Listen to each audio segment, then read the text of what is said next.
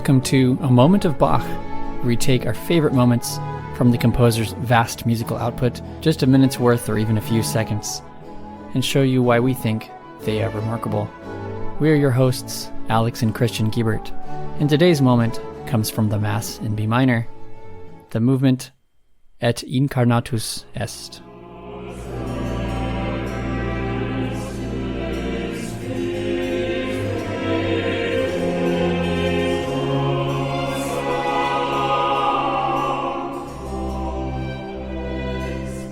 The most mystical portion of the Mass in B minor is the incarnatus in the credo, and therefore this effect is due to the faint, whispering, lingering sequence in the imitative structure, dying away pianissimo. The held breath and hushed sound of the passage, its weird cadences, sinking away in lessened thirds, its pauses and syncopations, and its rise and fall in astonishing semitones, which render so well the sense of awestruck wonder.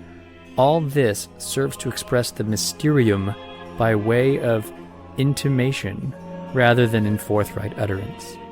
And by this means Bach attains his aim here.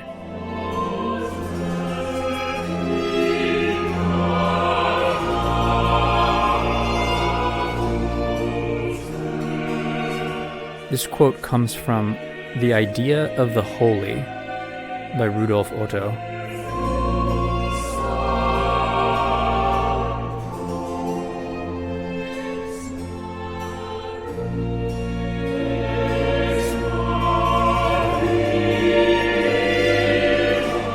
Intimation.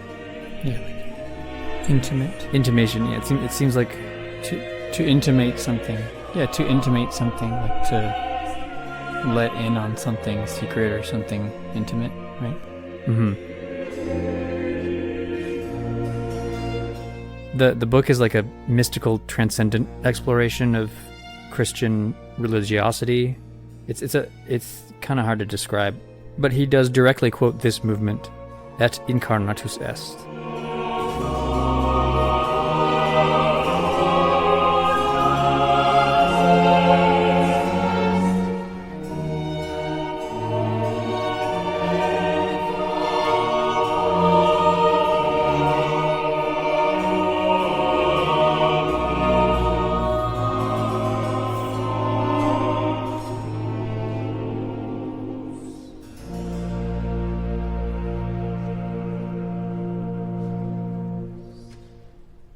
And this movement, in the structure of the great Mass in B minor, comes right before the pivotal and more famous Crucifixus movement.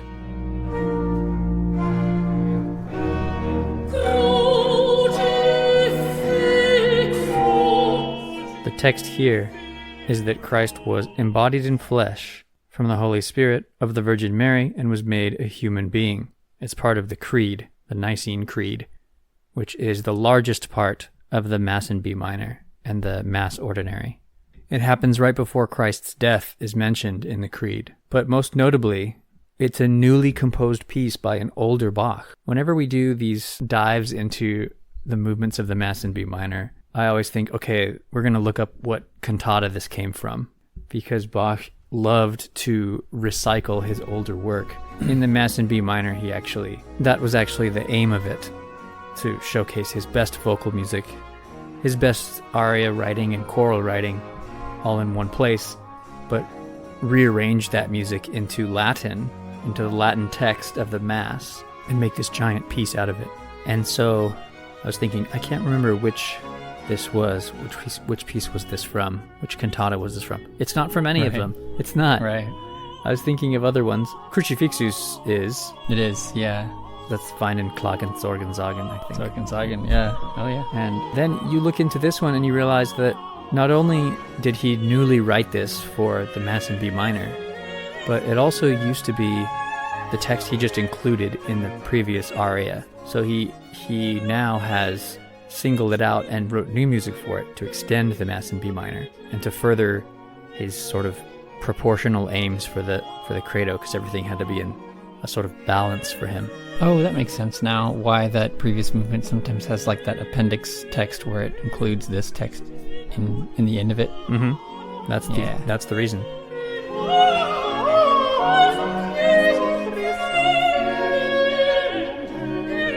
The way it works is perfect because it's almost as though the Crucifixus is so intense and sad that it almost needs its own setup. You kind of need to get into it. You can't just go straight from that happier et in unum dominum aria. It's true. It's too short. The Crucifixus doesn't sit in that mood enough. It's too short, but it's also, as we've discussed when we talked about that movement, it's also more harmonically crunchy in many ways.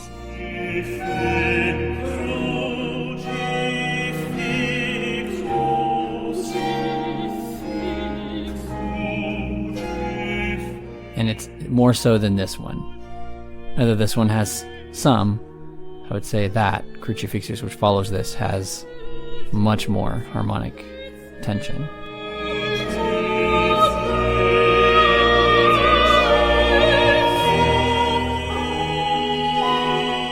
Definitely. It has more. But we're going to get into what makes one moment in Incarnatus special and in terms of harmony, specifically a certain chord.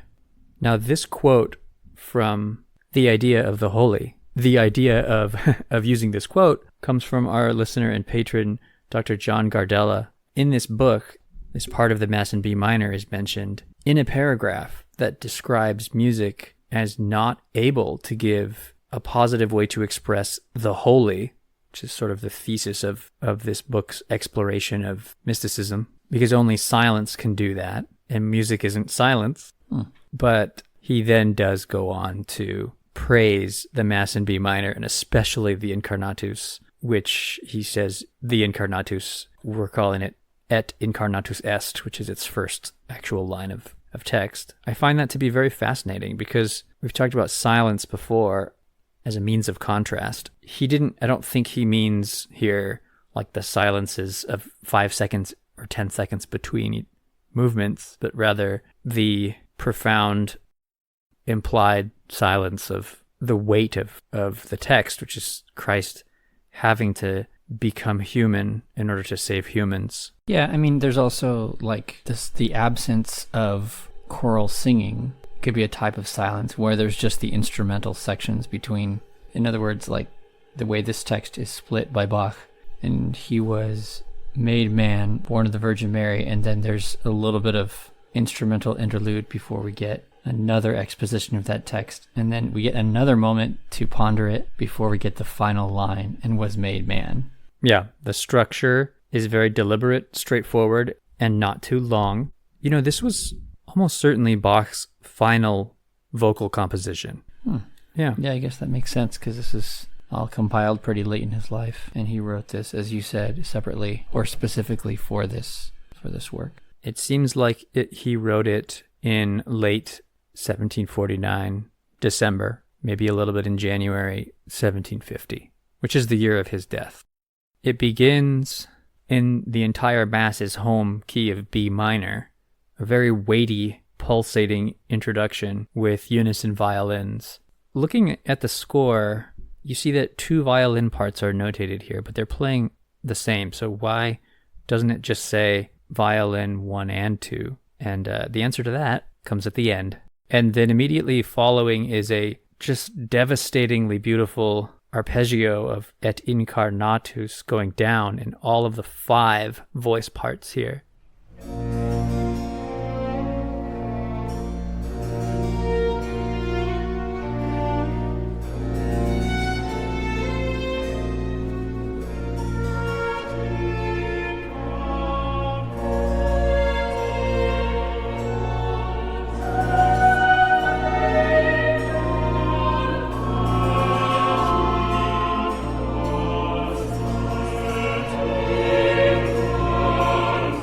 In this 5-part imitative counterpoint, which Otto called fugue. He said the effect is due to the faint, whispering, lingering sequence in the fugue structure, dying away pianissimo.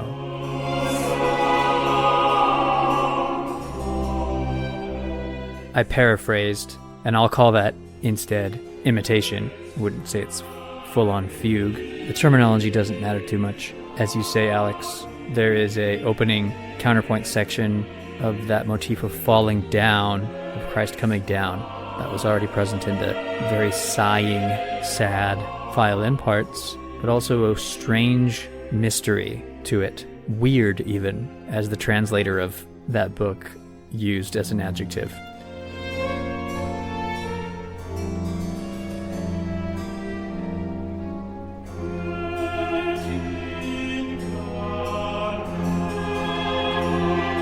Then, as you say, Alex, after 2 iterations of that material, we are back in B minor on the last line of text.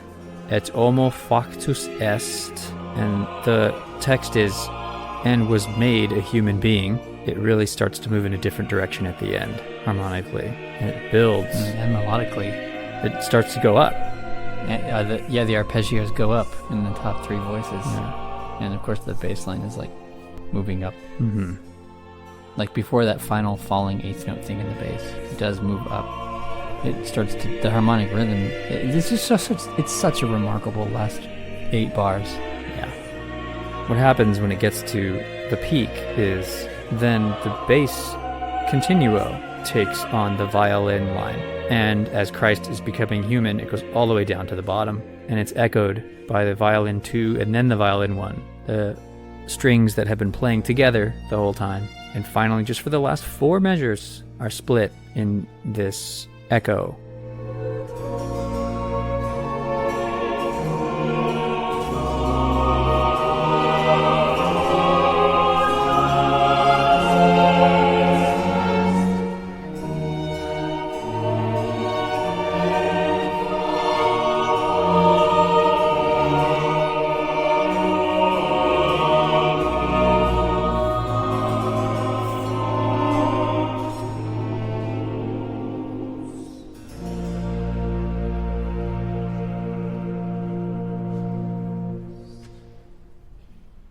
And then it ends kind of unfinished on this beautiful B major chord, which seems like our home chord, but it's really more of what we'd call a half cadence, setting up to go on and move into E minor, which it does. So how does it feel like a half cadence here, even though it's like going to B minor, which was our key, our opening key? But it does. It feels like a half cadence, but why is that? It does. Well, because there's a lack of perfect authenticity to this cadence. In other words, like, it's not just 5-1, especially in the bottom. We don't have that. We just have this instead raised 7 up to 1, T to Do. And so it really feels like it's actually leaning to E minor, which, of course, as you said, is exactly what happens in the next movement.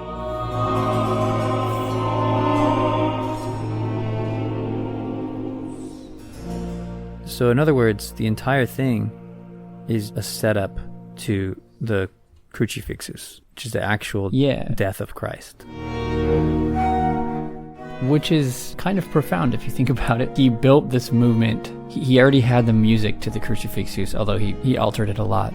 But he had that, but he needed this movement. He needed to set up the Crucifixus, but it shows this being a sort of half cadence feeling at the end is showing that like Christ being born is not the most important or the ending part of the story, right? It all centers in on the actual crucifixion, which is in line with Lutheran theology about the crucifixion. Isn't Crucifixus the middle movement in this?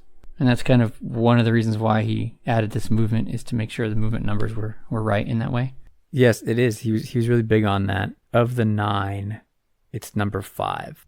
And that counts Confiteor as 1, and that little transition between it and the next one as not a separate one. But yes, it's 9. So it's also kind of like a holy number because it's 3 and times 3. He was very into numbers, and he did like to, even in his cantata days, he did like to make those central movements, like number 4 out of 7, as some sort of a theological center point. So my moment is when all these 5 voices have momentary harmonic stability on this C sharp major chord at measure 13. We've just sung the words de Spiritu Sancto, from the Holy Spirit. Then, right before that, on the syllable son of sancto, we get a notable, remarkable chord. Remarkable because it's not very common in the Baroque era. Do you know what I'm talking about? At 11. Is that a augmented sixth chord? Augmented sixth chord.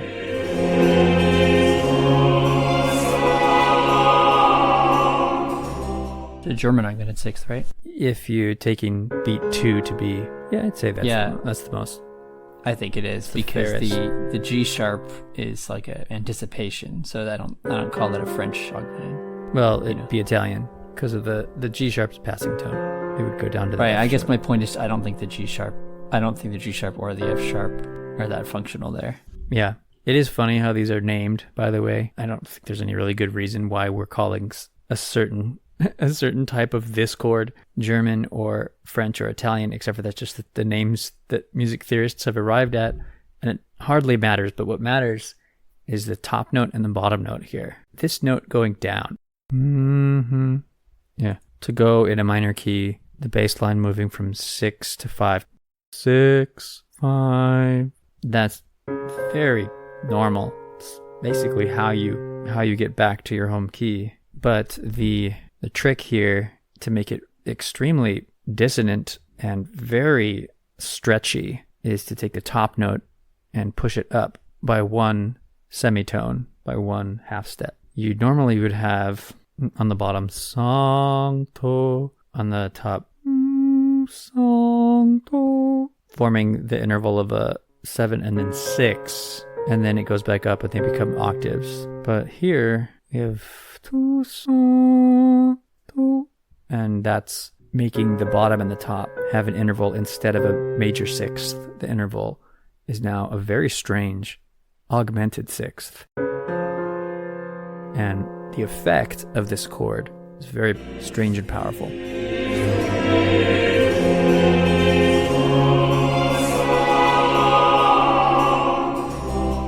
And composers really loved this chord after Bach's day into Mozart, but mostly even more than that, like early Romantic, Mendelssohn. To see a German augmented sixth chord, or to see augmented sixth chords in Brahms, it's nothing compared to seeing one in Bach. They're everywhere. But you're right. But in Bach, it's a special moment every time one happens because it barely ever happens. Yes. There's a great French augmented sixth in early in the St. Matthew Passion. It's in that O Schmerz movement. Yeah, it's great.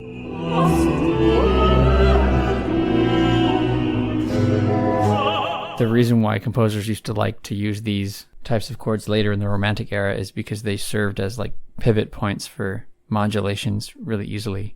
Kind of in the same way fully diminished chords can go to like 4 different unrelated keys easily. These augmented sixth chords could just be respelled as basically what's called a dominant seventh chord, and it's the same tones, but it would lead you somewhere else.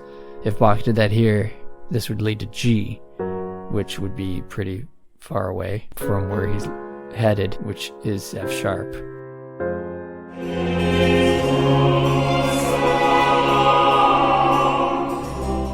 You could treat that as a D7 into G. I mean, Romantic composers did that a lot more. Yeah. But then again, I shouldn't say he doesn't do stuff like that, because even 2-3 bars earlier, this is where the bass note, this is the very first time the bass note changes at all, because it's a pedal point B. It's a long pedal point B, and then it does a really cool little lift up to a B sharp for a second, or for a measure, I should say. And that functionally is really cool too, because that's like a secondary dominant thing to eventually F sharp. It's basically like it's a diminished chord on B sharp, but it leads us to the dominant of F sharp.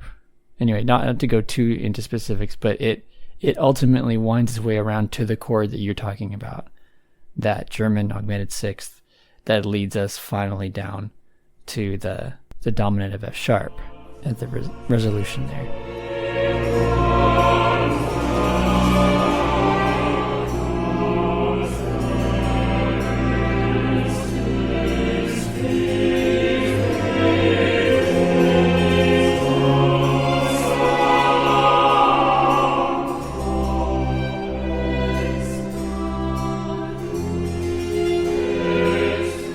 it all is just, it's all about setups, movements and setups, and nothing is static. Everything is moving towards something at all times. Because now when it lands at F sharp, that's not the ending either. That's going to be more of a midpoint to get us back to B eventually at the end.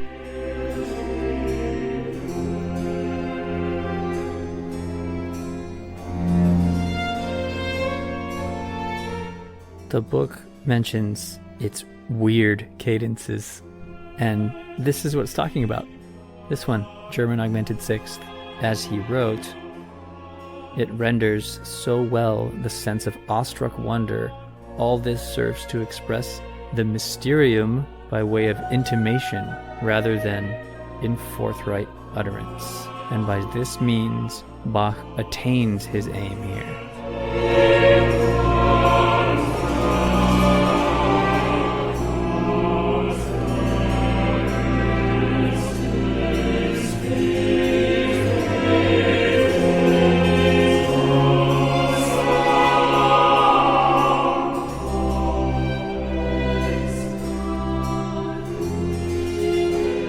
If this introduction to a moment of Bach from the Mass in B minor has inspired you to listen to this movement et incarnatus est, or maybe the entire work, you can of course find a wonderful recording of this along with video from the Netherlands Bach Society, which we will link in the description. Thank you to all our listenership for your continued support of our podcast. It's always great to see that we're having new listeners join. Continue sending in those requests as well. Yeah, we're getting the requests. One of them has to do with an exam, so we're gonna push that one through. But that'll be mine in 2 weeks. Alex, what will yours be next week? We're gonna do BWV 4, Christ lag in Todesbanden. Yes, they just released this. It's so good, the video. Yeah. And until next time, the means of expression of the numinous. The matter is expressed less in the music itself than in the way the music is restrained and repressed. What? No. I can't just read from this book. It just, without context. Enjoy those moments.